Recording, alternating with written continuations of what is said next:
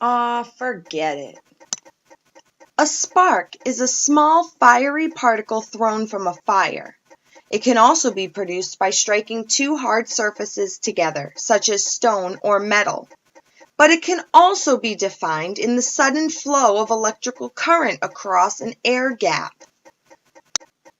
Check out the sparks found right here in the theater. In metalwork, grinding is the act of sharpening steel on a grinding surface. The metal particles are so hot from the impact that they oxidize. Upon contact with oxygen in the air, the tiny iron particles spontaneously ignite.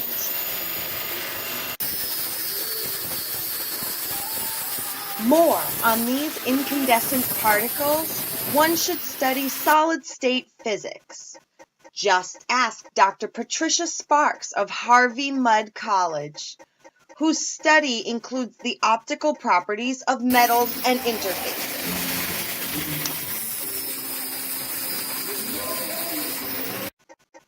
Welding involves heating two pieces of metal so that they melt and fuse together, resulting in a very strong seam. This requires scorching temperatures of around 5,500 degrees Celsius, which are most commonly generated with an electric arc. As the arc is drawn along the join, both the tip of the electrode and the working materials become liquid and fuse together. At such high temperatures, the molten metal bubbles and spits, expelling a shower of incandescent droplets. These are the sparks you see. They can be as hot as 1,300 degrees Celsius, so be sure to stand clear and have your safety preparations in place. The light emitted from the welding arc is at wavelengths which are damaging to human eyes. Special safety shields can be put up to protect workers around you while you are welding. A theater arts scene shop is the perfect place to practice your welding skills. Not everything needs to be structural, and you get to work on some amazing designs. Awareness of the most common welding hazards and knowing how to avoid them ensures a safe, productive work environment for all. Safety is a critical consideration for any welding project. Arc welding is a safe occupation when proper precautions are taken. But if safety measures are ignored, welders face an array of hazards which can be potentially dangerous, including electrical shock, fumes and gases, fire and explosions.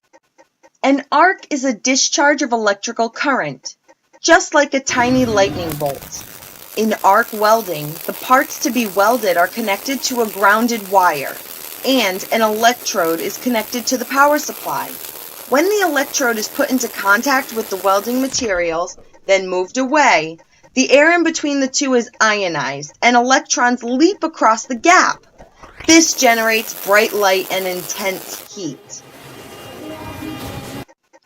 An electro-pounce machine reduces time and workload for artisans, saves time and money by simply drawing with this electric pencil rather than using an outdated pounce wheel. Crisp, clean holes of various sizes can be easily pounced in one or many sheets of paper by simply adjusting the voltage dial. The electric spark created is an abrupt electrical discharge that occurs when a sufficiently high electric field creates an ionized electrical conductive channel.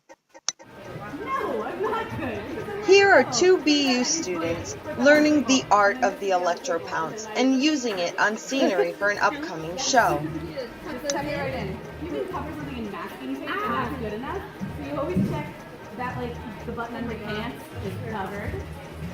This flannel I know only has plastic buttons, so I'm otherwise covered. I'm going to take my watch off like an adult. I'm going to put it here and I'm not missing it. Oh, I pocket. You can wear metal on your body. You just can't touch metal. Yep. So To get through craft paper, you probably need about 40 volts. Get through bogus paper like Although it is not as dangerous as metalwork, precautions still must be taken to keep the artisan and those around them safe. The other thing you have to keep track of is you can't see what you're doing. Great. So make sure you do it, since you have squares on here, go square by square. Don't follow the line, because you will get lost if you're doing something more complicated. So just like do the bit that comes in. If straight lines really mattered, you would do this with a ruler. If you did this with a yardstick, you would cover the metal part of it with masking tape. We're not doing that.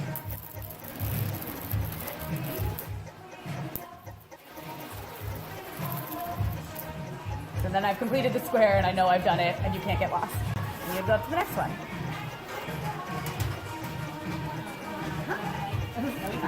So generally don't get your fingers within like 2 inches of it because a spark could jump. But like that is not as strong of a shock as if you jab it into your chest. And I survived that, so you can survive this. Okay. So yeah, just put your hands on it. You'll be fine. Okay, we're fine. Yep.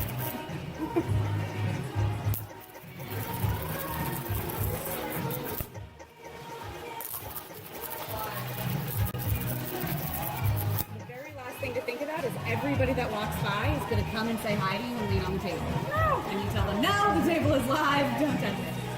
As long as your pointer isn't down, you haven't completed the circuit. Right. So even though it's attached at one end, like, it's fine. But spectators. The small sparks created are due to the potential difference from the electrode to the surface of the table.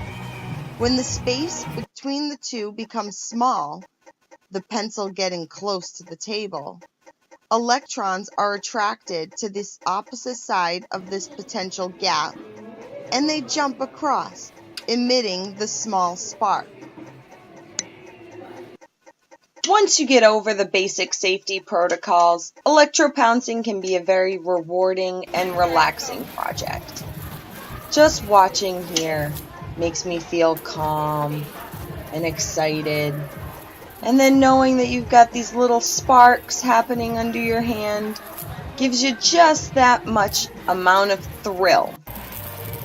And if you're like me, you're wondering, what's making that spark? Where did it come from? And why is it helping me do what I need to do?